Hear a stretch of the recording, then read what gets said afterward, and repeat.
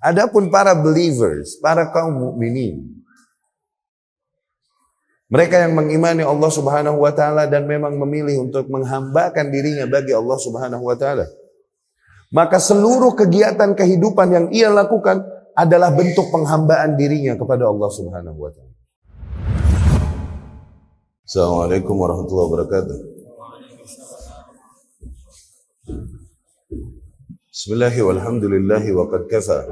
Wassalatu wassalamu ala sayyidil mustafa wa ala alihi wa ashabihi wa man kanu bi atharihi muqtafa. Amma ba'd. Ikhwati rahimakumullah. Al-ubudiyah, penghambaan diri. Ikhwati rahimakumullah. Ibadah adalah sesuatu yang Allah Subhanahu wa taala jadikan kaum kita manusia dan juga kaum jin untuknya.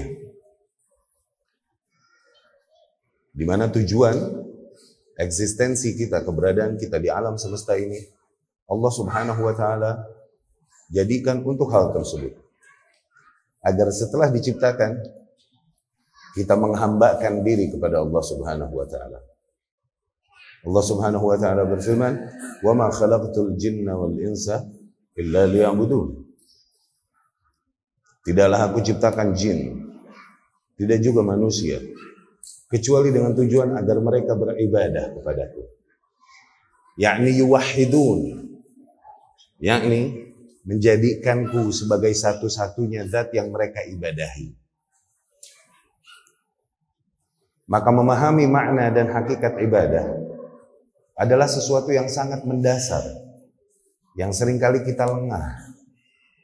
Padahal untuk itu alasan dan tujuan eksistensi kita di alam semesta ini. Dari situ kami siapkan materi yang ringan dan singkat ini. Semoga dengan itu menjadi nasihat bagi kami, juga bagi seluruh ikhwan dan akhwat semuanya, untuk kembali mengulang niat kita, tajdidun niyyah, memperbaharui niat kita dalam melakukan dan memperjuangkan apa-apa yang kita lakukan dan perjuangkan di dalam kehidupannya. Ya. Ikhwatu rahimakumullah, sebelumnya sebagaimana istilah-istilah yang ada di dalam syariat selalu diuraikan oleh para ahli ilmu, oleh para ulama. Dari sisi bahasa dulu, ibadah sebagaimana kata-kata lain di dalam bahasa Arab adalah sebuah nouns yang diambil dari verbs, dari kata kerja. Demikian di dalam bahasa Arab. Semua nouns, kata benda, itu diambilnya dari verbs, dari kata kerja. Misalnya kita berkata menulis, kataba. Lihat, ingat huruf-huruf itu. Kaf, ta, ba. Nanti semua hal yang kaitannya dengan tulisan itu nggak lepas dari huruf itu. Kaf, ta, ba. Buku, kitab. Meja, tempat menulis. Maktab, sang penulis. Katib, perpustakaan. Maktabah. Demikian sempurnanya bahasa Arab. Ya, sujud, sajadah, yasjudu. Oke? Semua hal yang kaitannya dengan sujud nggak lepas dari itu. Sajadah. Karpet buat sujud, sajadah. Orang yang sujud, sajid. Begitu kan? Tempat buat sujud, masjid. No. Demikian sempurnanya bahasa Arab. Dan gak ada lagi bahasa lain di muka bumi yang cukup sempurna untuk menggambarkan betapa indahnya bahasa Arab. Gak ada bahasa lain di muka bumi yang udah cukup komplit untuk mentafsirkan dan menerjemahkan dengan lengkap, dengan sempurna apa yang dimaksudkan di dalam bahasa Arab. Oke? Ikhwatu rahimakumullah, ibadah diambil dari kata abada. Kemudian mengalami perubahan bentuk kata sebagaimana yang kita pernah pelajari mungkin masing-masing di dalam ilmu sharf. Ya kan? Fa'ala yaf'ulu fa'lan wa maf'alan fa huwa fa'ilun wa dzaka maf'ulun. Ilmu sharaf dasar yang pernah mungkin kita semua pelajari. Ya. Ibadah diambil dari kata abada. Di antara bentukan-bentukan awalnya adalah abdun. Artinya adalah hamba. Artinya adalah hamba. Abd. Hamba ini apa? Abdullah. Artinya apa? Hambanya Allah. Nah, hamba ini apa?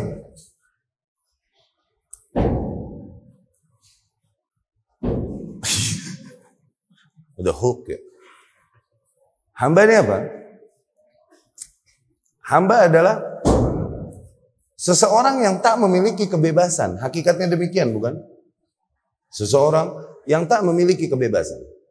Kebebasannya tidak ada lagi pada dirinya. Demikian hamba. Cuman seringkali kita nggak menyadari posisi kita sebagai hamba. Kenapa? Dibilangnya hamba, diperhalus bahasanya. Coba kita gunakan istilah lain yang akan lebih berasa. Bagaimana kalau kita katakan budak? Akan lebih berasa, bukan? Karena maknanya sama. Cuman ketika diperhalus suka nggak tahu diri kita nih. Kayak dibilang monumen. Nah, suka nggak berasa errornya. Coba kalau kita bilang berhala. Karena sama hakikatnya. Berhala adalah bentuk-bentuk dari orang-orang yang dikenang di masa lalu dalam bentuk patung. Sama. Hamba Allah. Maka ikhwati rahimakumullah, apabila kita menyadari posisi kita sebagai seorang hamba, hakikatnya maka konsekuensi pertama yang harus kita terima adalah berarti memang tak ada kebebasan bagi diri kita. Tak ada kebebasan bagi diri kita. Orang-orang yang memang menjadikan pilihan hidupnya untuk menjadi hamba Allah Subhanahu wa ta'ala. Penghambaan kepada Allah ada dua. Oke? Yang pertama Abdullah idtiraran, hamba Allah idtiraran karena kepaksa, kepepet, nggak ada pilihan lain, memang dia hamba Allah. Maknanya dia tidak bisa lepas dari kuasa Allah Subhanahu wa taala.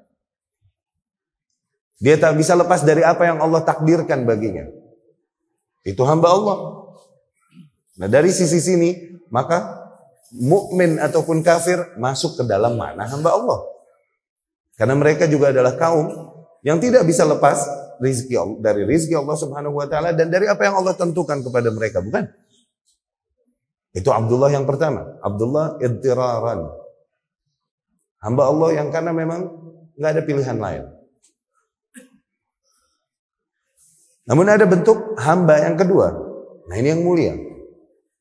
Abdullah ikhtiaran.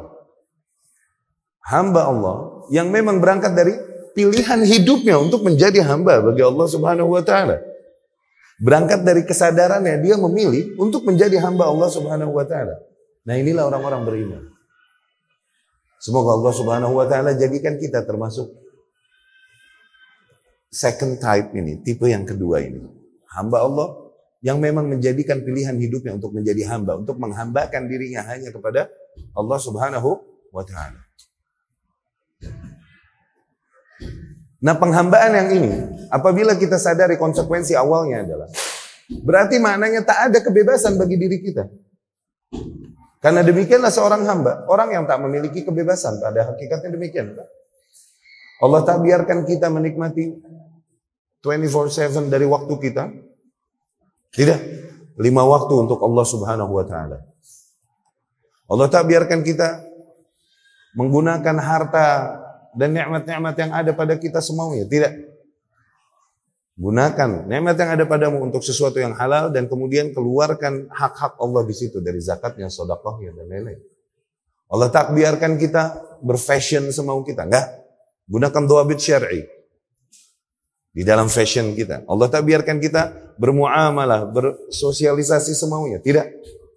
Terutama dengan lawan jenis. Gunakan dhawabit syar'i, batasan-batasan sebagaimana diatur di dalam syariat. Allah tak bebaskan kita, Allah tak bebaskan kita, Allah tak bebaskan kita. Demikian hakikatnya seorang hamba. Emang orang yang nggak punya kebebasan.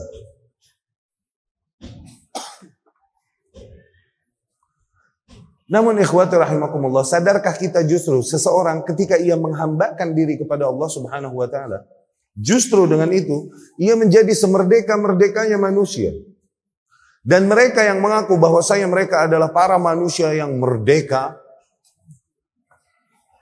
dan melepaskan diri dari belenggu dan ikatan aturan agama demikian, hakikatnya justru mereka lah manusia-manusia yang sangat diperbudak. Diperbudak oleh sesuatu yang tak layak seseorang diperbudak olehnya. Diperbudak oleh sesuatu yang hina. Kalaupun lidah mereka mengaku bahwasanya mereka adalah orang-orang yang merdeka.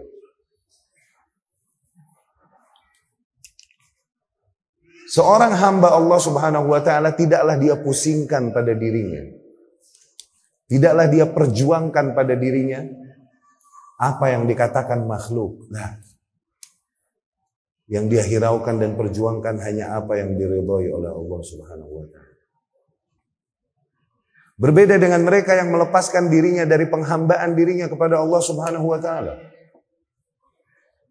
Otomatis dengan itu mereka terjerumus ke dalam penghambaan diri kepada hal lain selain Allah.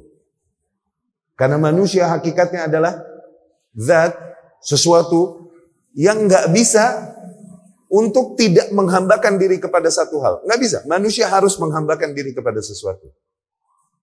Ketika mereka tidak menempatkan Allah di posisi zat yang dia ibadahi, maka otomatis ia menghambakan dirinya kepada hal lain selain Allah.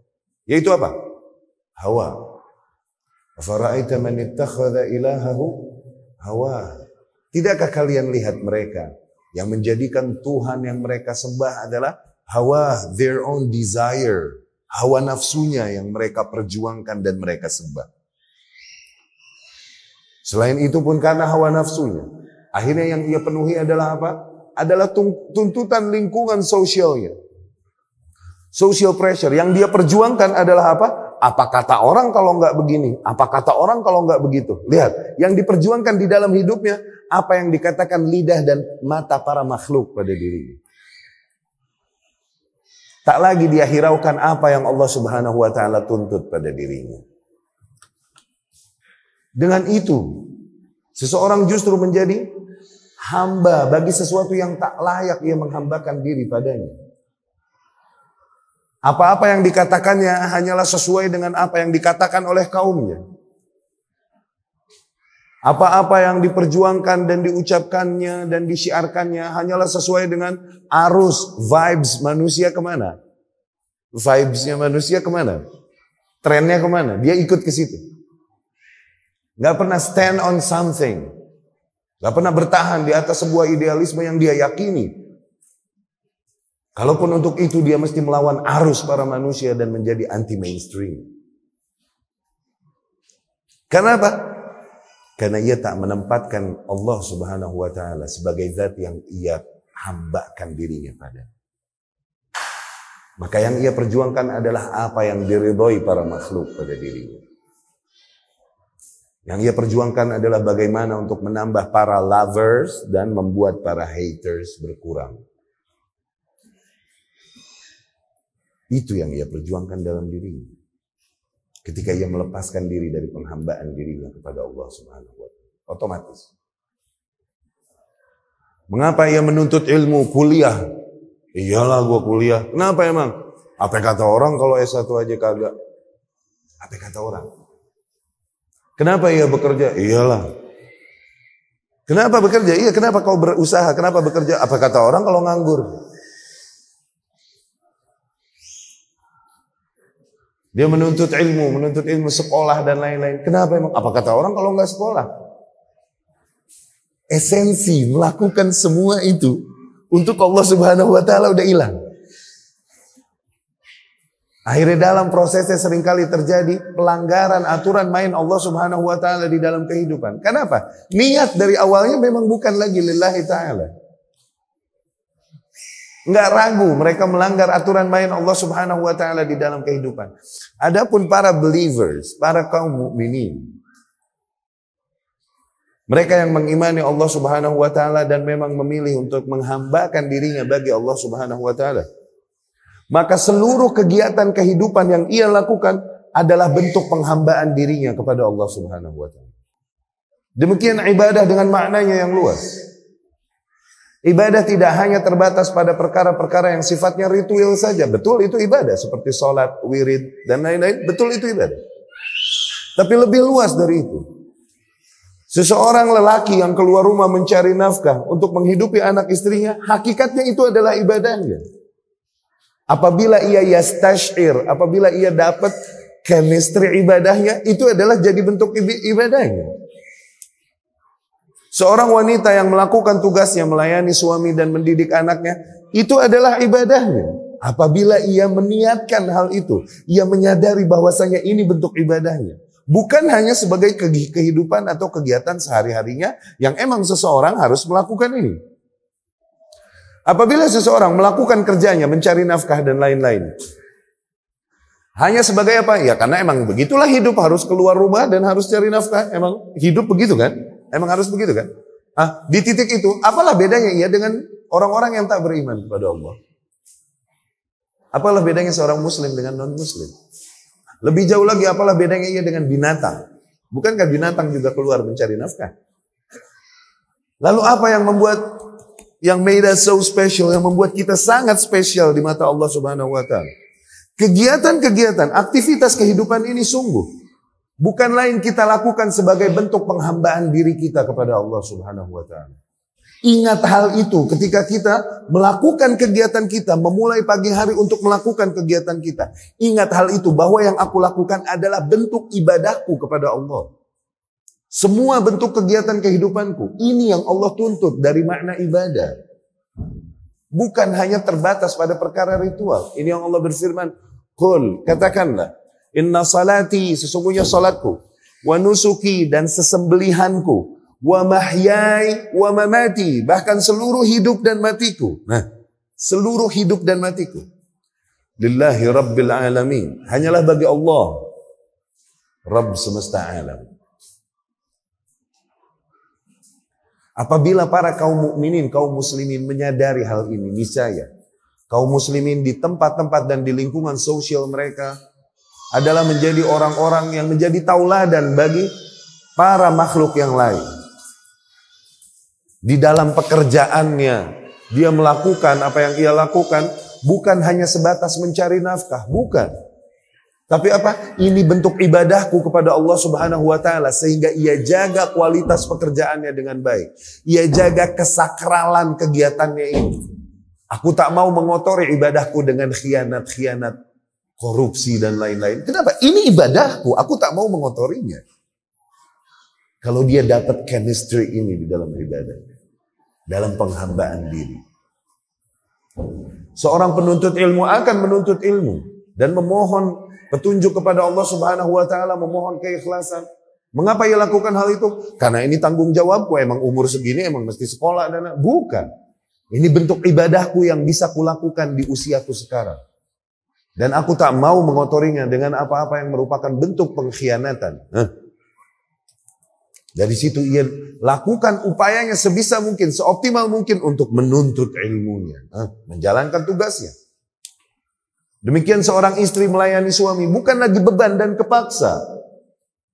Dia akan sabar menghadapi kekurangan suaminya. Kenapa? Karena dari awal aku berniat menikah dengan suamiku, mau mencari jalan menuju surga Allah Subhanahu wa Ta'ala. Di antara jalan pintasnya untuk wanita adalah kejar ridho suaminya. Maka aku lakukan yang aku lakukan kepada suamiku sebagai bentuk penghambaan diriku kepada Allah Subhanahu wa Ta'ala. Dari situ lebih bersabar ia menghadapi suaminya. Dan tidak juga menuntutnya, menghujatnya, apalagi menginterogasinya dengan pertanyaan-pertanyaan yang membuat suami tidak lagi nyaman. Boro-boro keridoan suami yang dia dapatkan. Karena sikap yang diberikannya demikian. Namun mereka yang memang mau menikah, karena mengejar keridhaan Allah Subhanahu wa Ta'ala melalui jalan tersebut, mereka akan lebih sabar dan menempatkan diri mereka pada tempatnya. Mereka begitu takut untuk melakukan sesuatu yang menghilangkan keridhaan suaminya pada dirinya. Kenapa? Karena keridhaan suamiku adalah jalan pintasku menuju surga. Sehingga dia mau mengatakan sesuatu, dipikir dulu. Apakah suaminya akan marah dan mendatangkan ridhonya atau murkanya? Dia mau melakukan sesuatu, pikir dulu. Kalau aku lakukan ini akan mendatangkan amarah suamiku atau ridho suamiku. Karena yang menjadi jalan keselamatanku adalah ridho suamiku. Nah, seorang istri yang menjalankan tugasnya sebagai hamba dengan baik akan memahami hal ini. Demikian seorang suami. Aku mencari nafkah yang halal untuk membiayai dan menghidupi, menafkahi istri-istri dan anak-anakku. Dari situ ia pertahankan sebisa mungkin untuk menghasilkan hanya dari yang halal dan thayyib. Karena apa? Karena harta yang tidak dihalalkan oleh Allah Subhanahu wa taala mau tak mau akan berpengaruh pada jiwa orang yang mengkonsumsinya. Aku tak mau jiwa istri dan anakku menjadi jiwa yang lagi tak takut, yang tak lagi takut kepada Allah Subhanahu wa taala. Aku ingin mereka memiliki jiwa-jiwa yang takut, bertakwa kepada Allah Subhanahu wa taala. Dari situ hanya aku perjuangkan apa-apa yang halal untuk aku nafkahi kepada istriku dan anak-anakku. Masing-masing pada tempatnya masing-masing.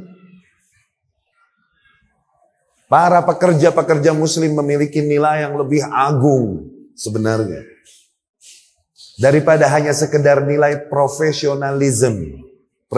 Profesionalitas di dalam bekerja. Profesionalitas kalaupun positif maknanya, tapi begitu kering dari nilai rohani. Karena tak ada beda di dalam urusan profesionalisme, tak ada beda antara hamba Allah yang ittiraran dengan yang ikhtiaran. Profesionalisme di situ tidak ada beda antara muslim dengan non-muslim. Kering dari nilai agama. Kita memiliki satu hal yang lebih agung, lebih besar daripada profesionalisme. Dan bentuk penghambaan diri kita kepada Allah Subhanahu wa taala. Apa? Amanah. Itu jauh lebih agung dan besar daripada profesionalitas atau profesionalisme yang kering dari nilai agama.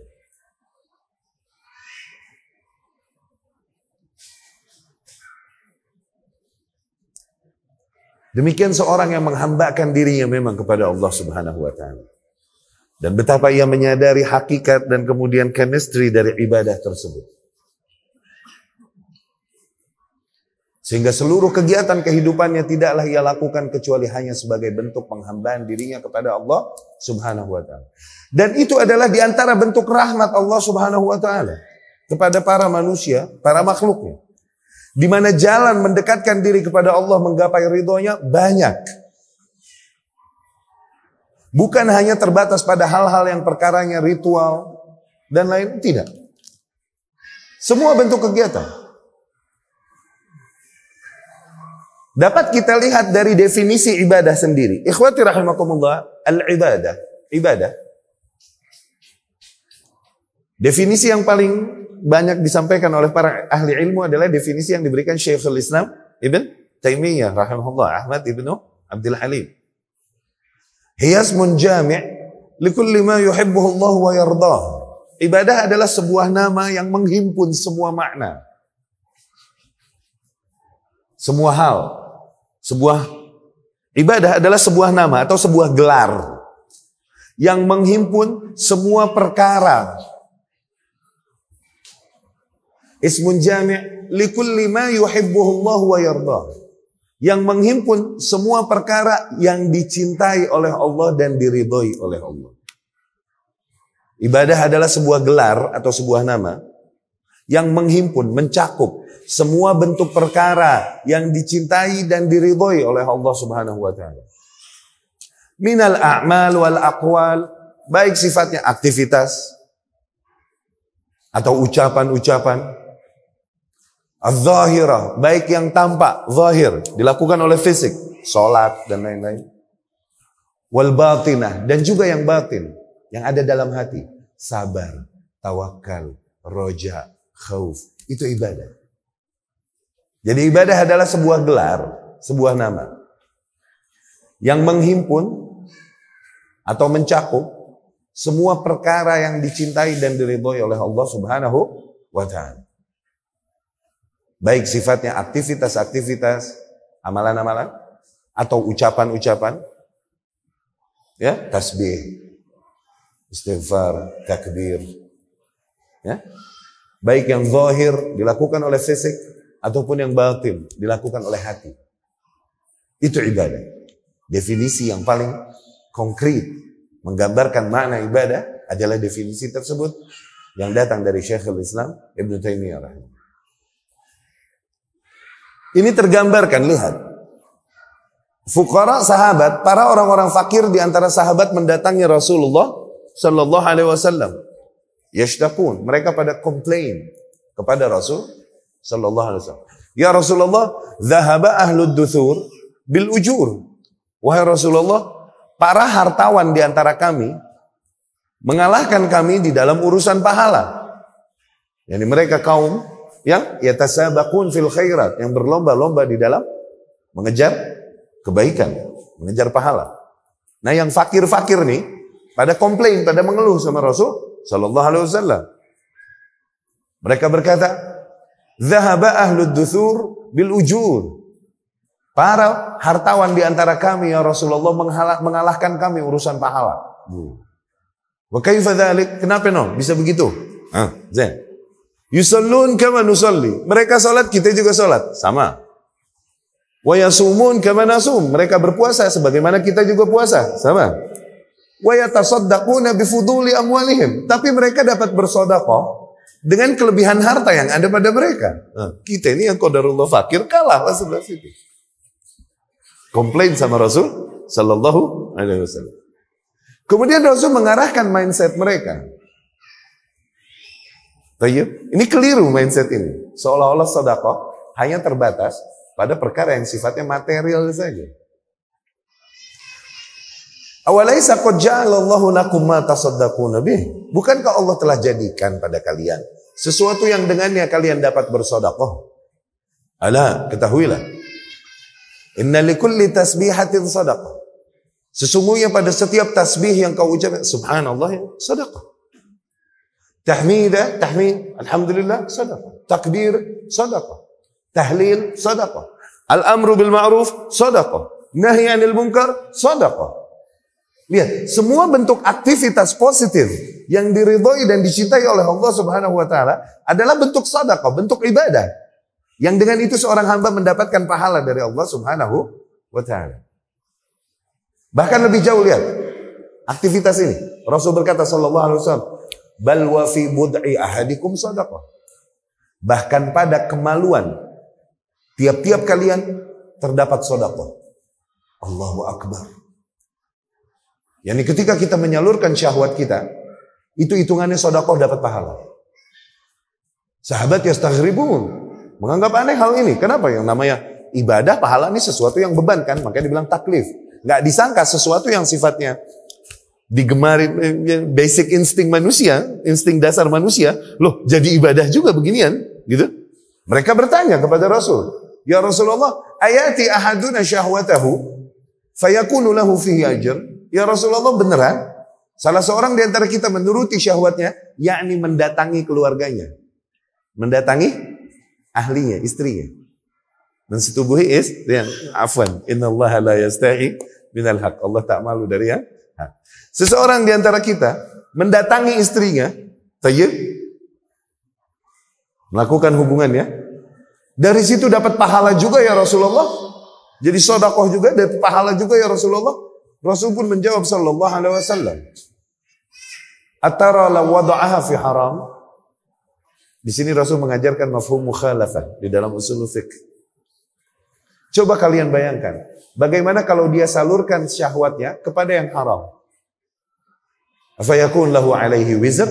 Bukankah akan jadi dosa baginya dari hal tersebut? Iya ya Rasul. Kadzalika law wada'aha fi halal. Demikian kalau dia salurkan pada yang halal, jadilah pahala baginya. Iya kan? Udah sampaikan hadis beginian nih, bawaannya pada pengen sedekah mulu udah. Biar kata kotak amalnya itu doang juga.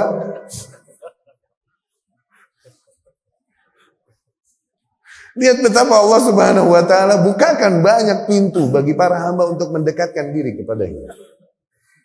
Ya. Tidaklah amal saleh hanya berkaitan dengan apa, hanya sebatas apa yang kita bayangkan sendiri. Lah. Rahmat Allah jauh lebih luas dari yang kita kira.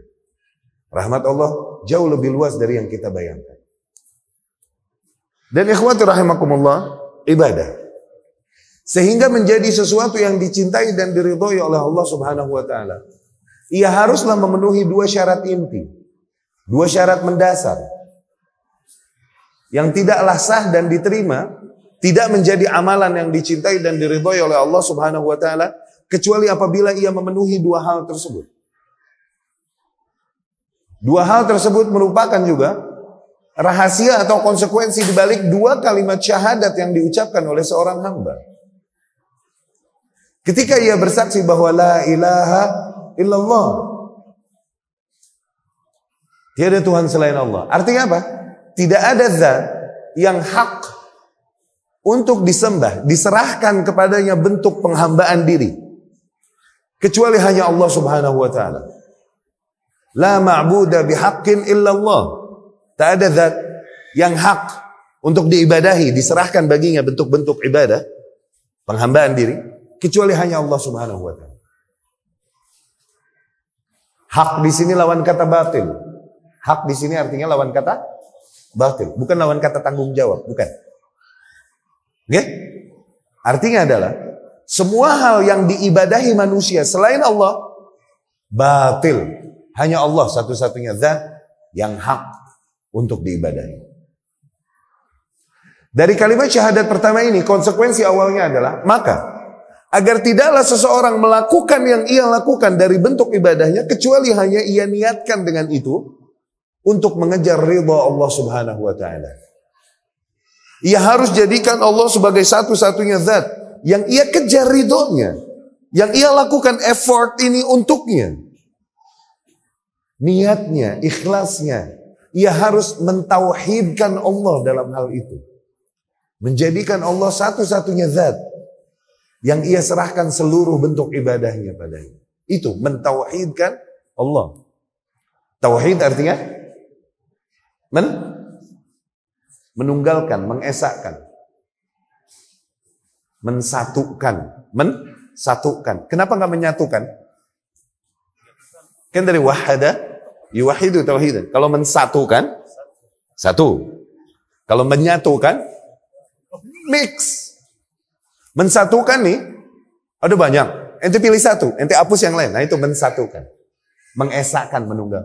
Kalau menyatukan, lu campur tuh semuanya. Ya, itu tauhid. Lawan kata dari syirik. Syirik adalah menduakan, mempersekutukan, yakni menduakan. Seorang suami mensyirikkan istrinya, tuh artinya dia kawin lagi. Itu makna konkret, untuk menggambarkan makna kata tauhid dan syirik. Seorang suami melakukan kesyirikan, kenapa? Dia mensyirikkan istrinya, dia kawin lagi artinya. Faham? Mempersekutukan istrinya. Faham ya? Nah, seorang lelaki mentauhidkan istrinya. Artinya apa? Istrinya tuh dia nggak mau lagi. Itu dia artinya mentauhidkan bini itu.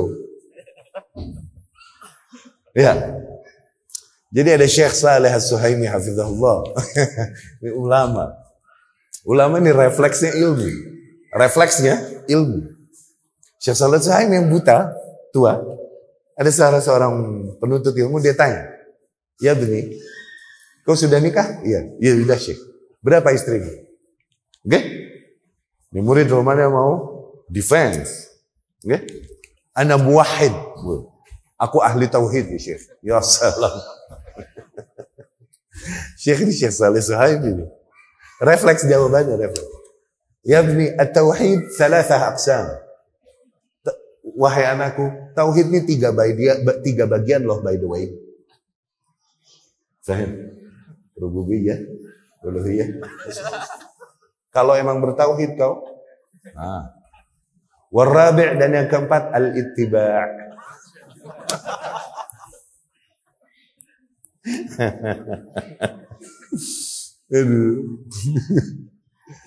Itu mana tauhid? Mensatukan, yakni menjadikan satu, mengesahkan, menunggalkan, dan meniadakan yang lain. Nah, di dalam ibadah syarat awal adalah niat dan ikhlas. Ya, hadis Rasul sallallahu alaihi wasallam di dalam bab ini yang banyak disebutkan adalah innamal a'malu binniyat wa innamal likulli imri'in ma nawa. Sesungguhnya setiap amalan itu dengan niat. Sesungguhnya setiap individu hanya akan dapat apa yang dia niatkan. Faman kanat hijratuhu ila Allah wa rasulih fa hijratuhu ila Allah wa rasulih.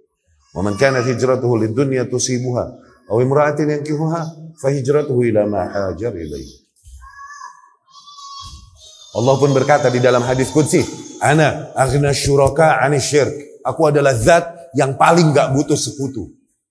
Aku adalah zat yang paling enggak butuh sekutu. Faman 'amila 'amalan asyraka fihi ma'i ghairi, maka barang siapa yang melakukan sebuah amalan, dia persekutukan aku di dalam amalan itu dengan hal lain selainku, taraktuhu wa syirka. Aku tinggalkan ia dengan sesuatu yang ia persekutukan aku dengan. Allah serahkan perkaranya kepada hal lain tersebut. Allah nggak mau take care of it. Allah nggak mau jaga lagi. Nah, maka agar senantiasa kita mengulang-ulang. Nah, ikhlas kaitannya dengan hati. Ustaz, bagaimana merealisasikan keikhlasan? Ikhlas kaitannya dengan apa? Dengan hati atau apa? Hati. Hati kuasanya di tangan siapa? Jadi bagaimana menghadirkan keikhlasan? Minta sama Allah. Maka orang yang ikhlas di antara amaratnya, di antara ciri-cirinya adalah orang yang rajin meminta kepada Allah, ya Rabbi berikan aku keikhlasan. Dia sadar betapa kuasa hatinya di luar dirinya. Dan dia takut amalan yang ia lakukan ini rusak nilai keikhlasan padanya. Dari situ ia banyak meminta kepada Allah Subhanahu wa taala sebelum memulai harinya, sebelum memulai kegiatannya. Allahumma la taj'al hazzana min dinina qaulana. Ya Allah, janganlah kau jadikan jatah kami di agama kami ini hanya ucapan kami saja. Wa ahsin niyatina wa a'malana. Dan perbaikilah niat-niat kami dan amalan-amalan kami. Warzuqnal ikhlasa fil a'mali wal aqwali wal ahwal. Dan berikanlah kami keikhlasan dalam setiap aktivitas kami, dalam setiap ucapan kami, dan dalam setiap kondisi kami. Ya Arhamar Rahimin. Wahai Zat yang Maha Pengasih lagi Maha Penyayang. Ya, maka jangan lupa untuk memulai harimu.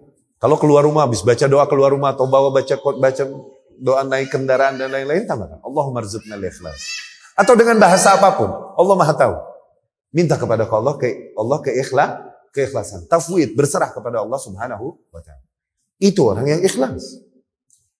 Yang kedua, di antara ciri-ciri orang yang ikhlas, mereka nggak bakalan melakukan hal-hal yang konyol yang merusak keikhlasan. Kalau emang dia ikhlas mengejar apa yang menjadi yang ada pada sisi Allah Subhanahu wa taala. Mereka nggak bakalan melakukan hal-hal yang konyol yang merusak dan mengancam keikhlasannya. Dari riya atau sum'ah, riya dari diperlihatkan. Okay? Dari penglihatan riya, menampakkan amalannya. Sum'ah memperdengarkan. Memperdengarkan. Aku telah. Terkadang ketika ada urgensinya boleh menampakkan amalan atau memperdengarkan. Ketika ada urgensinya boleh. Allah berfirman, "Wa in tubdus shadaqati fa ni'mahi." Nah, apabila kau tampakkan sedekahmu, maka betapa nikmatnya hal tersebut. Kau tampakkan sedekahmu. Wa in tukhfuha wa tu'tuha al-fuqara, kalaupun apabila kau sembunyikan sedekahmu dan berikan kepada orang-orang yang membutuhkan, fa huwa khairul lakum, itu jauh lebih baik bagi kalian. Wa yukaffir 'ankum min sayyi'atikum, dan menghapuskan sebagian dosa-dosa kalian. Nah, ketika ada urgensinya, dia menampakkannya kepada anaknya sebagai bentuk pendidikan baginya agar sedekah. Atau menampakkannya pada kaumnya dengan tujuan agar mereka terinspirasi dan mengikuti hal yang sama. Itu. Bisa. Kalaupun menyembunyikannya akan lebih baik. Tapi ketika ia memperdengarkan amalan atau menampakkan amalan tanpa urgensi yang tepat, ini merusak keikhlasan. Dan betapa media sosial ini sangat efektif membantu manusia untuk merusak keikhlasannya. Seseorang yang bangun di malam hari dan melakukan sholatnya dan lain-lain, setelah itu dia bikin status, alhamdulillah baru bertemu dengan Rob. Ya salah. Gelehnya teh, geleh, pika gelehnya teh. Atau mengucapkan, menampakkan amalan-amalan di media sosialnya yang nggak ada urgensinya. Apa urgensinya? Yang apabila kau ikhlas, kau tak akan melakukan hal ini. Ikhlas ini goib dalam hati kan, nggak tahu lah kita ikhlas apa. Cuman orang yang ikhlas tidak akan melakukan hal-hal yang konyol yang merusak keikhlasannya. Yang nggak ada urgensinya, nggak ada maslahatnya.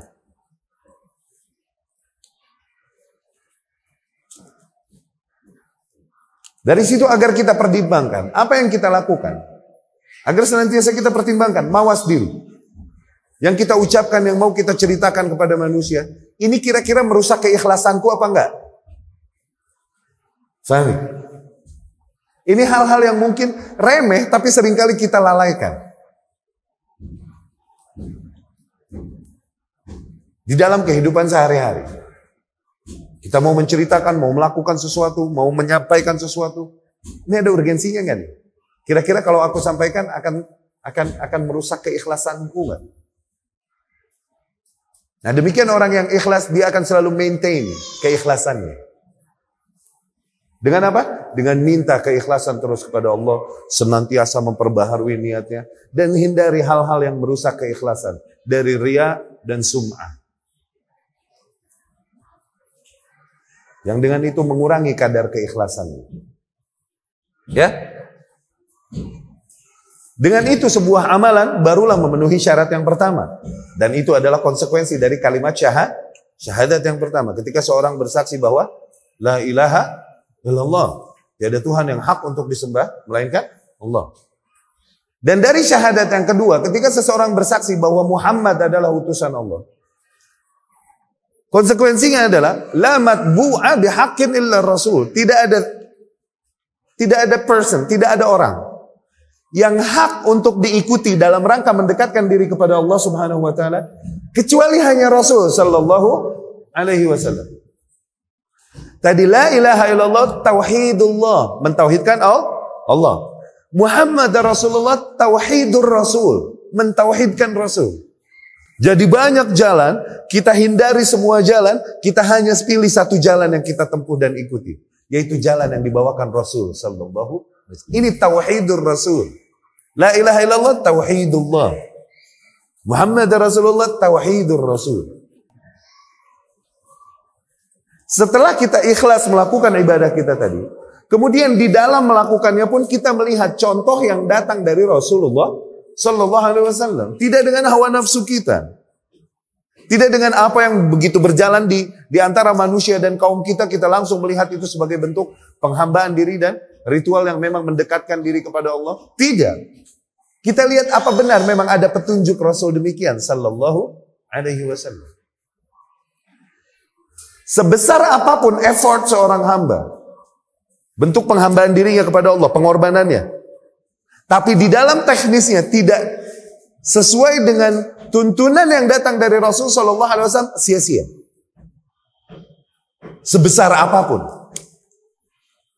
Ribuan rakaat sholatnya, ribuan hari puasanya, puluhan miliar sodakohnya. Tapi di dalam teknisnya, tidak sesuai dengan tuntunan yang datang dari Rasul sallallahu alaihi wasallam, sia-sia. Dari situ Rasul bersabda sallallahu alaihi wasallam di hadis Ummul Mukminin Aisyah radhiyallahu anha, "Man 'amila 'amalan laisa 'alaihi amruna." Barang siapa yang mengamalkan sebuah amalan, enggak ada perintahnya dari kita, enggak ada ajarannya, enggak ada contohnya dari kita amalan tersebut, fahuwa radd, maka ia tertolak. Demikian memang Allah jadikan aturan main ini demikian. Allah berfirman, "Qul in kuntum tuhibbunallah fattabi'uni." Katakanlah wahai Muhammad kepada para manusia, apabila memang benar kau mencintai Allah, maka ittabi'uni, berittiba'lah kepadaku, ikuti Muhammad sallallahu alaihi wasallam. Yuhibbukumullah, hanya dengan begitu Allah akan membalas cinta kalian. Bonus, wa yaghfir lakum dzunubakum, dan mengampuni bagi kalian dosa-dosa kalian. Allahu akbar. Ayat ini para ulama di antara Syekh Utsaimin rahimahullah menyebut sebagai ayat magas, ayat maqas. Barometer. Sejauh apa seseorang, kau mau melihat, sejauh apa seseorang emang mencintai Allah Subhanahu wa taala dia beneran? Lihat sejauh apa dia berittiba kepada Rasulullah sallallahu alaihi wasallam. Allah.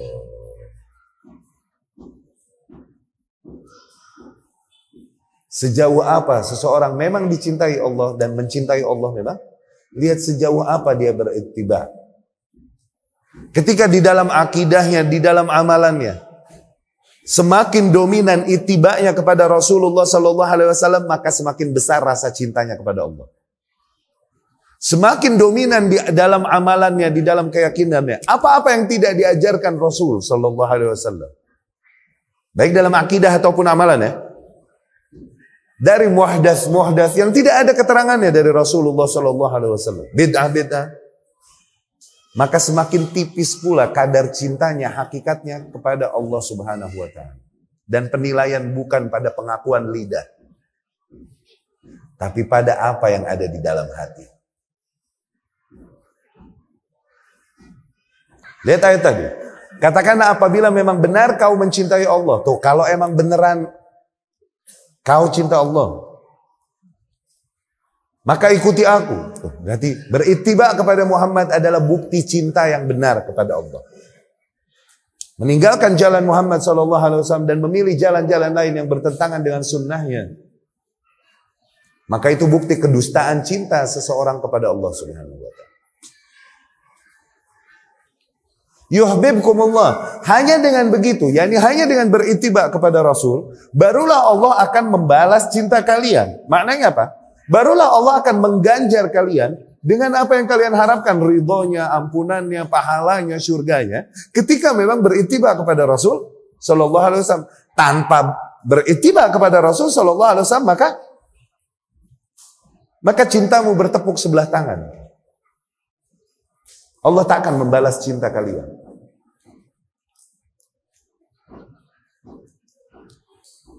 Wa yaghfir lakum dzunubakum, dan Allah ampuni bagi kalian dosa-dosa Allah. Orang yang berittiba kepada Rasulullah sallallahu alaihi wasallam terus jadi malaikat gak? Nongol sayap dari punggungnya, gak punya hawa nafsu, begitu? Atau tetap orang? Tetap orang kan? Bikin dosa gak? Bikin dosa. Tauhid dijaga, sunnah ittiba'nya bagus, bonus dari Allah. Dan Allah ampuni bagi kalian dosa-dosa kalian. Allah. Betapa tauhid dan ittiba' adalah hal yang paling efektif menjadi kifarat. Kifarat adalah sesuatu yang dengannya terhapuskan dosa. Kifarat. Oke? Jangan pakai lahjah Sunda, kiparat. Salah. Fitnah, cenah. Kifarat adalah sesuatu yang dengannya terhapuskan dosa. Lawan katanya mubiqat. Hadis bitaqah yang kita semua insya Allah tahu. Yusahu birajulin ala ru'usil khalaiq yaumal qiyamah. Seseorang dipanggil di sidang di hadapan para makhluk di hari kiamat. Yunsyar lahu tis'ah wa tis'ina sijillat. Dihamparkan di hadapannya 99 lembaran. Lembaran yang memanjang. Stroke, bond. Ada berapa tadi? Tis'ah wa tis'in, 99. Wa kulla sijillin muddal basar. Dan setiap lembaran tersebut panjangnya sejauh mata memandang. Ya. Ternyata ini list bondnya dia. Dosa-dosanya yang harus dibayar. Allah pun bertanya kepadanya, apakah kau akui ini semua? Bala ya Rabb, benar ya Rabb. Adzalamaka katabati al-hafizuna syai'an. Apakah para penulisku, malaikatnya ini nulis, menzolimimu sedikit pun? Yani ada nggak dosa yang kau rasa, kau tak lakukan, tapi catat, tertulis di situ? Tidak ya Rabb, aku. Nggak ada angel error. Kan yang nulis dosa ini Malaikat, ada nggak angel error? Nggak ada human error, oke. Angel error nggak ada, bro. Aku akui semua ya Rabb. Innalaka indana hasanah. Bagaimanapun kau punya catatan kebaikan di sisi kami. Ini yaumul ird, hari penampakan, di mana ditampakannya amalan. Dikumpulkanlah 99 lembaran ini, yudha fi kiffah, ditaruh di satu sisi timbangan. Mizan, timbang. Kemudian dikeluarkan baginya selembar kartu atau secari kertas. Nah, ini amal baiknya. Fiha, di dalamnya terdapat la ilaha illallah Muhammadar Rasulullah. Hamba tersebut berkata, ya Rabbi, ma ma'na hadha fi hadha? Apalah maknanya di selembar kertas dibanding dengan dosaku yang menggunung tadi? Allah pun berkata bahwa semuanya akan ditimbang dan diperhitungkan hari ini. Gak ada yang dizolimi. Tayyib. La ilaha illallah Muhammad Rasulullah ditaruh di satu sisi timbangan satu. Tuh. Ternyata tarajjah biha la ilaha illallah. Ternyata jauh lebih berat. La ilaha illallah Muhammad Rasulullah. Allahu Akbar. Dengan itu terampuni dosa-dosanya yang melaut tadi. Nah, la ilaha illallah Muhammad Rasulullah ini apa? Cuman ungkapan yang diucapkan oleh lisan aja begitu? Atau sesuatu yang emang tertancap di dalam jiwanya? Ini hamba terlepas dari dosa yang dia lakukan sebagai manusia, terlepas dari itu. Dia adalah orang yang bertauhid dengan baik. Tak sudi dia menyerahkan dan mempersembahkan bentuk penghambaan dirinya kepada hal lain selain Allah, tak sudi dia. Dia mengingkari kesyirikan pada dirinya, pada istrinya, pada keluarganya, pada lingkungan sosialnya sebisa mungkin. Tapi dia manusia, terjadi error. Ini hamba kalaupun terjadi banyak maksiat, tak mau dia menempuh jalan mendekatkan diri kepada Allah, kecuali yang memang ada keterangannya dari Rasul Sallallahu Alaihi Wasallam, dari sunnahnya. Dia perjuangkan itu sebisa mungkin di dalam hidupnya. Kalaupun di dalam catatan kehidupannya banyak terjadi kekeliruan dari sisi syahwat, tapi ia murnikan tauhidnya, dia murnikan ittiba'nya kepada Rasulullah Sallallahu Alaihi Wasallam. Dengan itu layaklah Allah berikan baginya pengampunan dari dosanya. Betul ya? Tauhid dan ittiba'. Tayyib, itu akbar kifarat alal itlaq. Itu adalah kifarat terbesar mutlak. Sebagaimana lawan katanya syirik dan bid'ah, mubiqat terbesar, penghancur amalan terbesar. Hangus amalan yang dilakukan oleh seorang hamba, hangus dengan sekali kesyirikan yang dilakukan. Walaqad uhiya ilaika wa ilal ladzina min qablik. Sungguh telah diwahyukan padamu wahai Muhammad dan kepada nabi-nabi sebelummu. La in asyrak, apabila kau berlaku kesyirikan sekali aja, la yahbatanna amalu. Niscaya akan hancur seluruh amalanmu. Tuh lihat. Yakni pahala yang kau kumpulkan, sholatmu, puasamu, hajimu, sodakomu, semuanya hancur, hangus. Sekali kesyirikan yang kau lakukan. Itu efektifnya kesyirikan menghancurkan amalan.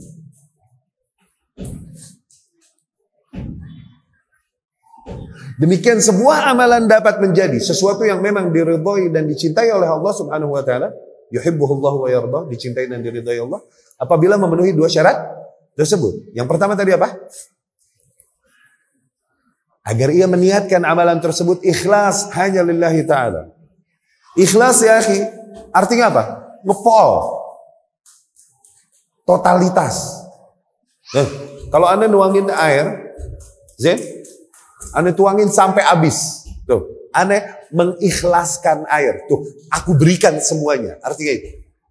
Ngabisin. Tuh, ngepol.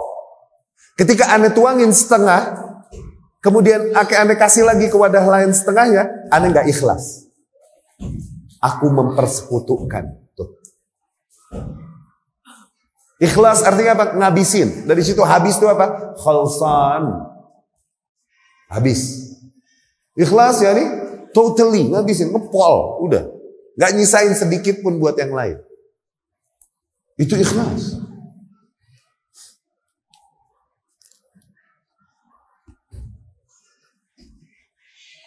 Dapat difahami itu?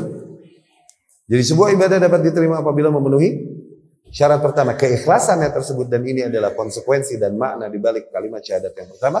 Yang kedua adalah ittiba. Zain? Tayyib, langkah teknis, langkah praktisnya gimana? Berarti wajib atas setiap muslim untuk apa? Untuk memperbaiki tujuan penciptaan dia di muka bumi ini. Apa? Ibadah. Dengan cara memperbaiki apa? Diperbaiki dulu agar dia pelajari. Tauhidnya ini udah benar belum? Apakah dia telah mentauhidkan Allah sebagaimana yang Allah tuntut? Benar mentauhidkan Allah dengan cara yang benar sebagaimana yang Allah ajarkan dan Allah tuntut? Apakah dia telah menjauhi kesyirikan-kesyirikan? Wajiblah dia terkena kewajiban, dan ini sifatnya fardu ain. Fardu ain buat setiap mukallaf yang akan dihisab nanti. Dan wajib juga yang kedua, ia mesti mempelajari keterangan yang datang dari Rasul sallallahu alaihi wasallam. Apakah akidahku selama ini yang aku yakini ini sesuai dengan apa yang diajarkan Rasul di dalam sunnahnya? Apakah amalan-amalanku yang kulakukan selama ini beneran gak ada contohnya dari Rasul? Atau ternyata cuman rutinitas yang berjalan di kaumku yang aku kira ini bentuk agama, padahal gak ada keterangannya dari Rasul sallallahu alaihi wasallam. Wajib. Karena untuk itu setiap manusia diciptakan untuk beribadah kepada Allah Subhanahu wa ta'ala. Kemudian ikhwati rahimakumullah,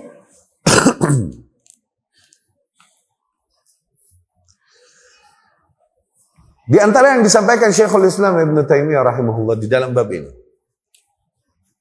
i'lam anna muharrikatil qulub ila Allah azza wa jalla thalatha. Ketahuilah bahwasanya motor penggerak hati seorang hamba kepada Allah ini ada 3 hal.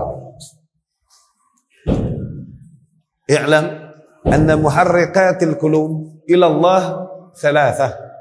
Ketahuilah bahwasanya motor penggerak hati manusia kepada Allah Subhanahu wa ta'ala itu ada 3 hal. Yaitu apa aja? Al-mahabbah, al-khawf, ar-raja. Mahabbah, cinta. Khawf, takut. Raja, berharap. Wa aqwaha al-mahabbah. Dan yang paling dominan, paling kuat, mau gak mau cinta. Ya? Wahia maqsudah turad li dzatiha. Ini adalah sesuatu yang memang dituntut. Di mana kita menghambakan diri kepada Allah Subhanahu wa taala berdasarkan emang cinta kita kepada Allah Subhanahu wa taala. Pupuk cinta kita kepada Allah Subhanahu wa taala. Demikianlah bedanya berserah diri dengan menyerah. Demikian dia bedanya berserah diri dengan menyerah. Makanya masuk Islam dibilang submit. Submit. Bukan surrender. Bukan menyerah, tapi berserah. Bedanya di mana? Menyerah. Tayyib. Ini emang you got no power left. Kau tak punya kekuatan lagi untuk melawan. Akhirnya menyerah. Kepaksa. Itu menyerah. Tapi berserah diri, apa? Out of love. Berangkat dari cinta. Berangkat dari cinta. Itu beda yang menyerah dengan berserah. Okay? Nah yang paling kuat, paling dominan dari 3 hal tersebut mau gak mau mahabbah. Itu adalah sesuatu yang memang dituntut pada zatnya. Li'annaha turadu fid dunya wal akhirah. Mahabbah ini bertahan di dunia dan di akhirat. Kecintaan kepada Allah Subhanahu wa taala ini itu di dunia dan di akhirat. Bikhilaf al-khawf, berbeda dengan yang lain. Khauf, takut. Fa innahu yazulu fil akhirah. Sesungguhnya khauf nih, rasa takut seorang hamba kepada Allah di akhirat hilang. Enggak ada lagi rasa takut. Beda juga dengan roja. Sesuatu yang hanya di dunia, berharap. Di akhirat, semua harapan terkabulkan.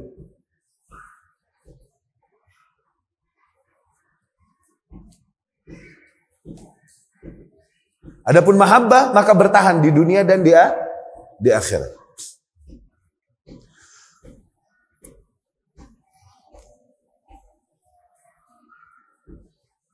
Fal mahabbah tulqi al-abda fi sayri ila mahbubi. Maka cinta itu membawakan seorang hamba untuk menempuh jalan kepada kekasih yang dicintainya. Wa ala qadri dha'fiha wa quwwatiha. Dengan segala kondisi baik sedang lemah ataupun kuat, ia tempuh jalan tersebut berangkat dari cintanya. Khauf, rasa takut, yamna'uhu ay yakhruja an tariqil mahbub. Rasa takut ini adalah sesuatu yang menghalaunya dari keluar dari jalan zat yang dicintai ini. Rambu-rambu. Oke?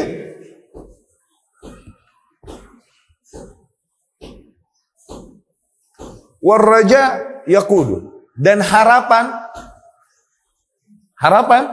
ini adalah sesuatu yang membimbingnya menempuh jalan tersebut. Nah, jadi kalau mau dianalogikan, cinta ini kayak jalanannya. Cinta kayak jalanan menuju Allah Subhanahu wa ta'ala. Itu mahabbah. Zain. Khauf, rasa takut, ini kayak rambu-rambu yang ada di pinggir jalan. Jangan sampai kita menembus rambu-rambu tersebut. Itu khauf fungsinya. Zain. Nah, roja ini yang membimbing kita menempuh jalan tersebut. Berharap kepada kebaikan-kebaikan Allah Subhanahu wa ta'ala. Kelembutannya, ampunannya, ridhonya, syurganya, dan lain-lain. Sekali lagi, cinta bagaikan jalanan yang membawa seorang hamba kepada Allah Subhanahu wa ta'ala. Khauf, rasa takut kepada Allah, ini bagaikan apa? Bagaikan rambu-rambu tadi. Yang menghalanginya jangan sampai keluar dari jalan tersebut. Dan roja apa? Yaquduh, yang membimbingnya. Yang membimbingnya, membawa ia di jalan tersebut menuju Allah Subhanahu wa ta'ala. Harapan-harapan baik dari Allah Subhanahu wa ta'ala. Ya.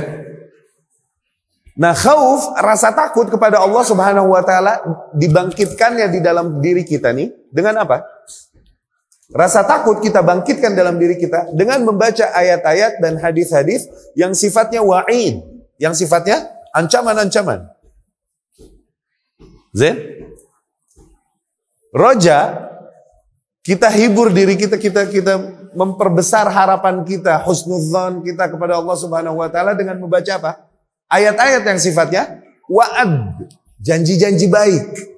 Hadis-hadis yang sifatnya janji-janji baik. Jadi al-wa'du wal-wa'id ini perlu untuk menyeimbangkan jiwa seorang hamba. Makanya manhaj dakwah targhib wa tarhib. Targhib, motivasi manusia untuk melakukan amal soleh. Dengan cara apa? Sampaikan kepada mereka kabar-kabar yang datang dari Allah dan Rasulnya, ganjaran-ganjaran baik dan lain-lain. Tuh, targhib. Tarhib, takut-takutin manusia. Dari apa? Dari kemungkaran, dari penyimpangan. Dengan cara apa? Sampaikan ancaman-ancaman Allah Subhanahu wa ta'ala di dalam ayat-ayat kitabnya atau dari hadis-hadis Rasulnya sallallahu alaihi wasallam bagi pelaku-pelaku demikian. Ini manhaj dakwah, targhib wa tarhib. Nah, targhib tadi menimbulkan roja, tarhib menimbulkan khauf. Ya?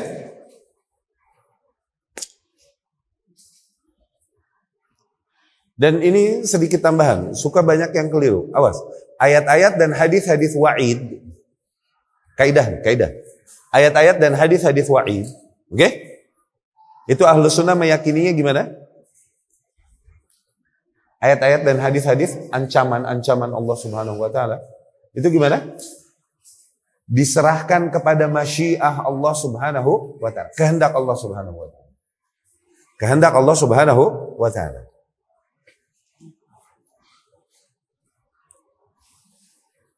Tidak kita hukumi dia di dunia demikian. Misal, mukmin, muslim, mati dengan dosa-dosa yang dia bawa dan belum bertaubat darinya. Mati dengan dosa-dosa besar yang dia bawa dan dia belum bertaubat darinya. Maka yang demikian kasusnya gimana? Diserahkan kepada kehendak Allah. Kalau Allah mau, Allah ampuni. Kalau Allah mau, Allah hukumkan pada dia sebagaimana diancamkannya. Oke? Nah, kita menyampaikan ancaman aja, takutin. Contoh, man kharaja minat ta'ah shibran. Barang siapa yang berontak, membangkang dari ketaatan kepada penguasa, kalaupun cuma sejengkal. Summa mat, kemudian dia mati dalam keadaan itu, mati lagi dalam keadaan memberontak, membangkang. Mata mitah jahiliyah. Dia mati dalam keadaan matinya orang jahiliyah, bangkai jahiliyah. Tayyib?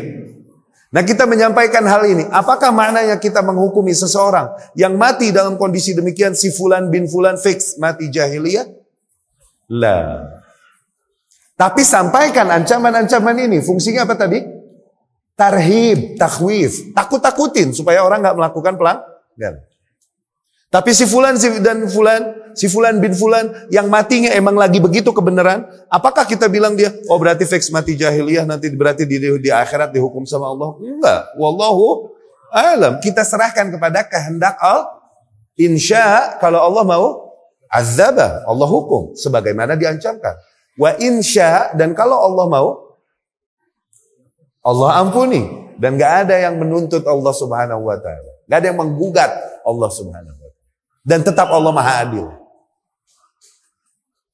Kalaupun belum bertaubat. Makanya, innallaha la yaghfiru ayyushraka bih. Sesungguhnya Allah tak mengampuni apabila ia dipersekutukan, disyirikkan.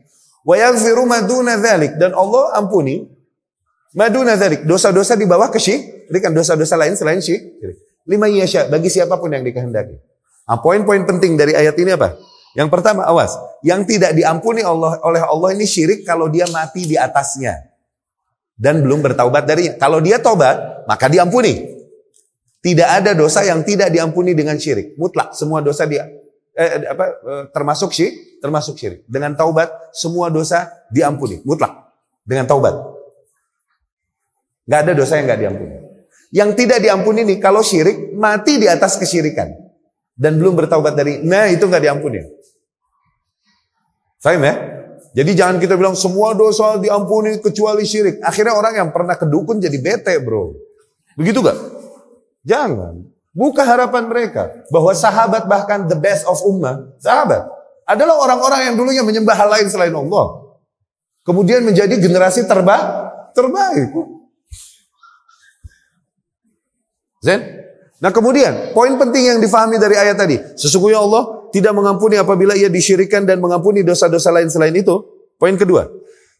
Dan mengampuni dosa-dosa lain selain itu bagi siapapun yang dikehendakinya. Ibnu Taimiyah, Ibnu Katsir rahimahullah berkata. Zen? Kalaupun hamba tersebut belum bertaubat darinya. Artinya itu. Allah ampuni bagi siapapun yang dikehendaki. Artinya itu. Tahu hadis yang pelacur memberi minum seekor anjing? Diampuni gak? Dimasukin surga gak? Ada cerita dia tobat gak? Ada cerita dia sempat tobat gak? Demikian. Wa yaghfiru ma duna dzalika liman yasha, ya'ni law lam yatub minha. Dan mengampuni dosa-dosa selain syirik bagi siapapun yang dikehendakinya. Artinya kalaupun ia belum bertaubat darinya. Allah mau ampuni, Allah ampuni. Dengan kehendaknya yang mutlak. Dan tetap Allah maha adil.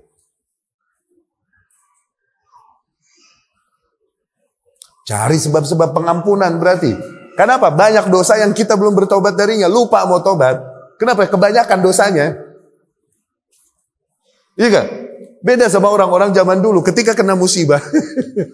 Dosa kan gitu. Kalau nggak dibalas di dunia, ditimpakan musibah menghapuskan dosa yang dulu. Gitu kan? Kalau nggak di akhirat nanti begitu kan? Atau Allah hapuskan lah totally. Zen? Orang-orang zaman dulu kalau kena musibah dia tahu ini dari yang mana. Thawr ini Ubad Kufa. ahli-ahli ibadah Kufah yang waro zuhud luar biasa dan ahli ibadah Kufah. Mereka nih orang-orang yang menyesali hidup mereka kalau semalam aja kelewatan gak sholat malam. Oke? Bahkan saking takutnya dia ketika baca ayat-ayat yang serem-serem, yang wa'id, yang tarhib, oke? Sampai yabulu baulad dam, dia sampai kencing darah. Dan dokter pada masa itu memeriksa kencingnya, dokter itu berkata, hadza baulul khaif, ini kencingnya orang yang ketakutan luar biasa. Tuh, orang ketakutan kencing darah. Oke? Apalagi Ali, anaknya Fudail ibnu Iyad, matinya gara-gara ayat tarhib. Ali, anaknya Fudail Iyad, imam, rahimahumullah. Itu kalau sholat dia, dibilangin imamnya, awas jangan bawa ayat yang serem-serem.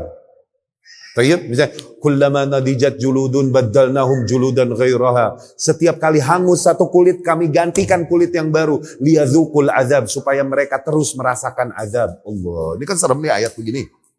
Kalau Ali sholat, hati-hati suratnya. Kenapa? Kalau dia menjadi pingsan, hilang kesadarannya. Satu hari masbuk. Imamnya mau sholat nih, oh nggak ada Ali ya, udah dibaca ayatnya. Ada yang serem-seremnya nih, taunya Ali masbuk. Dia baca ayat itu, pingsan di tempat, mati di tempat.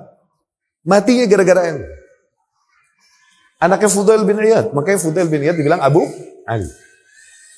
Rahimahumullah. Sufyan Ats-Tsauri termasuk khaif, orang-orang yang takut dan ahli ibadah. Dia berkata satu hari, hurrimtu min qiyamil lail arba'in laila. Aku diharamkan dari bangun malam 40 malam. 40 malam aku gak bisa tahajud. Oke? Li dzambin aznabtuh. Ini karena satu dosa yang aku perbuat. 40 malam loh. Kita bisa-bisa 6 bulan gak tahajud, bro. Ini 40 malam gak tahajud udah gak tenang nih. Kita setengah tahun, setahun gak tahajud. Hurrimtu min qiyamil lail. Aku nggak bisa-bisa, aku diharamkan dari bangun malam. Yani nggak bisa-bisa pengen sholat malam. 40 malam. Kenapa? Li dzambin aznabtuh. Karena sebuah dosa yang aku lakukan. Ra'aitu bakin fil masjid. Satu hari aku melihat seseorang lagi nangis di masjid. Dan dia berkata, hadza mura'in, ini dia ini riya. Dia menghukumi orang. Akhirnya Allah hukumi dia, dihilangkan taufiknya dari sholat malam tersebut. Itu seremnya dosa. Dosa ini seremnya bukan jumlah. Jumlah ini bisa diampunin. Yang bikin serem dosa adalah sebab hilangnya hidayah taufik. Ente udah kenal tauhid, kenal sunnah. Cuman masih melakukan dosa tertentu. Dihilangin hidayah itu, balik lagi ente ke bid'ah, balik lagi ente ke penyimpangan. Jadi Power Ranger lagi, jadi Satria Baja Hitam lagi ente. Dosa, ngilangin hidayah. Ini yang bikin serem dosa tuh 11 itunya. Masalah jumlah bisa diampunin, rahmat Allah lebih luas. Dengan amalan-amalan lagi. Ini aja udah menakutkan, masalah jumlah udah menakutkan. Tapi yang lebih serem lagi menjadi sebab hilangnya hidayah, dicabutnya hidayah. Tapi kerennya orang-orang begini, Sa'id bin Musayyab rahimahullah tabi'in, Sufyan Ats-Tsauri rahimahullah masih atba' tabi'in. Kerennya orang-orang begini, Ibnu Jauzi rahimahullah berkata, lihat nih. Qalla dzunubul qaumi alimu min aina utu. Kaum-kaum demikian dosanya sedikit. Akhirnya kalau kena musibah, dia tahu ini dari dosa yang mana. Tuh. Nah, kenapa mereka bisa segitunya sampai tahu ini kena musibah ini karena dosa yang mana? Bisa tahu begitu? Awareness tadi, khaufnya, rojanya, mahabbahnya tuh stabil tuh. Awareness mereka tuh bertahan. Selama berjalan sampai sadar ini dari 40 tahun yang lalu. Kita 40 tahun udah lupa kali. Segala cuma bilang ya fakir doang, lupa 40 tahun. Ya gak? Soalnya dosa remeh di mata kita ya fakir mah. Ya gak? Buat dia ini dosa besar yang selalu dia ingat dan dia tunggu-tunggu hukuman Allah di situ. Allah.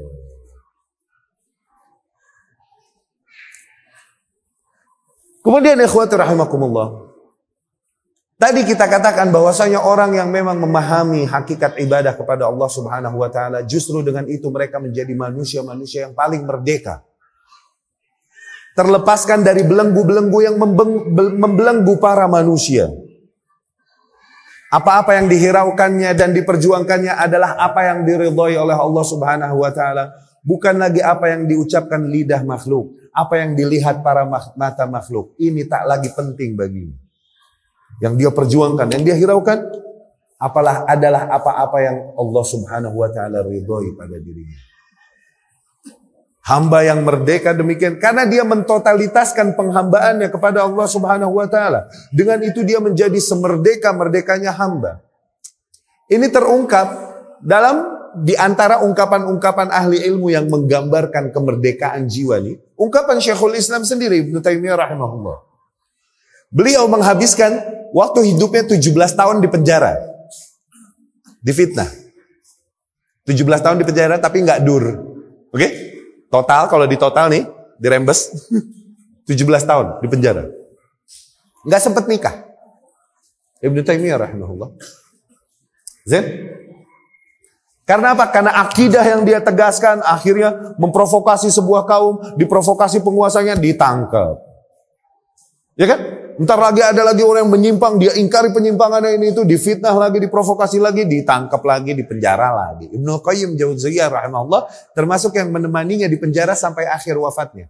Dan wafatnya ia sedang membaca firman Allah Subhanahu wa taala, "Innal muttaqina fi jannatin wa anhar." Sesungguhnya orang-orang yang bertakwa kelak mereka berada di surga dekat dengan sungai-sungai. Sampai ayat itu gitu. Afwan, ada la yahdurunil ayat. Sekarang ayatnya enggak hadir di ana, afwan. Dia sedang mengulang bacaan Quran, mengulang hafalan Quran sampai ayat itu dia meninggal. Rahimahullah. Yang meriwayatkan ini siapa? Ibnu Qayyim Al-Jauziyah rahimahullah. Muridnya. Nah, dia memberikan sebuah ungkapan yang ditulis dengan tinta emas yang menggambarkan kemerdekaan jiwa yang luar biasa. Yang bodoh amat sama makhluk. Beliau rahimahullah berkata, "Madza yaf'aluna a'da'i bi?" Apa sih yang mau dilakukan para musuh-musuhku kepadaku nih? Fa inna jannati wa bustani fi sadri. Karena sesungguhnya syurgaku dan tamanku toh ada di dalam hatiku. Hallata ma'i haitsu ma halalt. Kemanapun aku pergi, syurgaku dan tamanku senantiasa ikut di dalam hatiku. Yani kebahagiaanku, Quran dan Sunnah. In habasuni fa khalwah. Kalau mereka menangkapku dan memenjarakanku, maka hitung-hitung khalwah. Berkhalwat di dalam tazkiyatun nufus positif. Yani seseorang sejenak melepaskan diri dari kesibukan duniawi dan berdua-dua dengan Allah. Banyak bermuhasabah, ibadah, salat. Itu khalwat. Rasul di Gua Hiro, itu berkhalwat, bertahannuts. Khalwat di tazkiyatun nufus positif. Oke? Khalwat di fikih negatif. Haram. Khalwat di fikih artinya apa? Amal lawan jenis di ruangan tertutup. Oke? Berkhalwat dalam fikih haram. In habasuni, kalau mereka memenjarakanku, maka hitung-hitung khalwah. Wa in atlaquni, dan kalau mereka membebaskanku, fasyaha, maka hitung-hitung jalan-jalan. Namanya orang jalan-jalan, ntar juga balik lagi ke penjara. Nggak lama di penjara lagi. In qataluni fasyahadah, dan kalau mereka membunuhku, maka aku pun mati syahid. Mau ngapain lagi di mana? Madza yaf'aluna a'da'i? Apa yang hendak dilakukan lagi oleh musuh-musuhku nih padaku? Lihat betapa ungkapan yang menggambarkan benar-benar kemerdekaan jiwa yang luar biasa.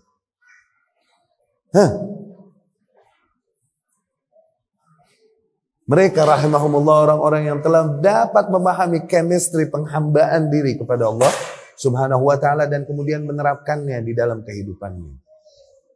Tak lagi ia pedulikan apa yang menjadi komentar para makhluk dan apa yang diucapkan mata dan lisan para makhluk.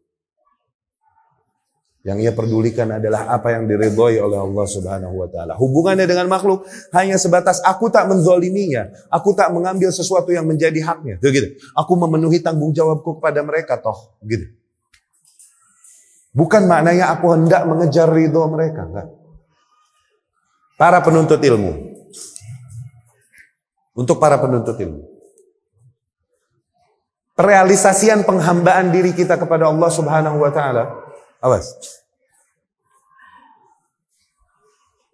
Kita diuji. Para penuntut ilmu diuji. Ketika hak yang telah kita pelajari, kita ketahui, kita yakini, ternyata kelak nanti bertentangan dengan apa yang disampaikan, ditekankan oleh orang-orang, tokoh-tokoh atau organisasi yang kita cintai. yang berjasa kepada kita selama ini. Di situ kita diuji. Mana yang kau hendak ikuti? Organisasi ini, atau person ini, makhluk ini yang selama ini berjasa kepadamu? Bersama arusnya, vibes-nya. Okay? Atau hak dan kebenaran yang telah kau dapatkan ilmunya dari Allah ini? Kalau kau memilih yang ini, siap-siap. Mereka yang tadinya mencintaimu akan memusuhimu. Kau pun siap-siap, mesti menjadi orang yang menegaskan kebatilan dan penyimpangan mereka. Tuh. Kita diuji di situ. Orang yang emang benar-benar menghambakan dirinya kepada Allah total, maka ikatan-ikatan yang mengikat para makhluk ini yang seringkali membuat manusia jadi lemah dari yang hak. Tidakkah kita lihat bahwasanya bahkan kaumnya Rasulullah SAW dan kaum nabi-nabi terdahulu, mereka nih bertahan di atas kesyirikan, berangkat dari apa? Berangkat dari cinta mereka satu sama lain. Abu Thalib bertahan di atas kesyirikan, kenapa? Karena cinta dan ikatan emosional antara dia dengan kaumnya. Gak bisa lepas. Padahal dia tahu kebenaran yang dibawakan Muhammad Sallallahu Alaihi Wasallam tuh gak enakan. Di situ diuji seseorang. Mana kebenaran yang kau telah ketahui yang kau mau ikuti? Hah? Atau kelompok ini, atau tokoh ini, atau organisasi ini yang punya jasa kepadamu, hangat denganmu selama ini? Yang akan kau ikuti dan pura-pura buta dari kebenaran yang telah kau ketahui. Nah, orang yang menghambakan diri, menuntut ilmu yang memang benar-benar memahami penghambaan diri hanya kepada Allah Subhanahu wa taala, maka patokan loyalitas dia kepada hak, kepada usulul hak yang datang dari Allah dan Rasulnya sallallahu alaihi wasallam. Loyalitas dia kepada itu. Bukan kepada person, bukan kepada tokoh, bukan kepada individu, bukan juga kepada mazhab, terlepas dia dari taklid. Ketika orang-orang yang dicintai atau organisasi yang dicintainya mengatakan, mengucapkan, melakukan sesuatu yang bertentangan dengan usulul haq, usul akidah Ahlus Sunnah, maka loyalitasnya tetap kepada usulul haq. Hindari hal ini. Itu Ahlus Sunnah. Patokan wala dan barok mereka kepada apa? Usulul haqnya. Kita mencintai orang-orang karena kita ketemu dengan orang-orang tersebut di jalan ini. Bukan karena dia as a person. Bukan. Tapi karena dia berada di atas jalan yang sama yang aku yakini kebenarannya. Dari situ aku bersatu dengannya. Bukan karena dia sebagai tokoh yang punya pengaruh. Enggak ada urusan. Kalau perlu tokoh yang punya pengaruh dan lain-lain bahkan punya jasa sama kita. Ketika tampak darinya hal-hal yang bertentangan dengan usulul haq, maka kita tinggalkan dia. Itu konsekuensi hak. Karena kelak di hadapan Allah Subhanahu wa taala yang dituntut dari kita adalah bukanlah kenapa kau tak mengikuti si fulan dan si alan, bukan. Tapi kenapa kau tak bertahan di atas hak yang telah aku bukakan pintunya bagimu. Pintu-pintu keilmuan tentangnya bagimu. Dengan itu seorang penuntut ilmu memerdekakan jiwanya, melepaskannya dari belenggu-belenggu ikatan cinta, ikatan emosional di antara sesama makhluk yang seringkali melemahkan dia dari hak yang seharusnya. Ya, ikhwah, semoga materi singkat demikian dapat difahami dan juga dapat menjadi nasihat buat kita semua di dalam menjalani kehidupan. Semoga enggak terlalu berat juga untuk difahami. Ya, aku qouli hadza wa astaghfirullah li wa lakum. Subhanakallahumma wa bihamdika, asyhadu an la ilaha illa anta astaghfiruka wa atubu ilaik. Assalamualaikum warahmatullahi wabarakatuh.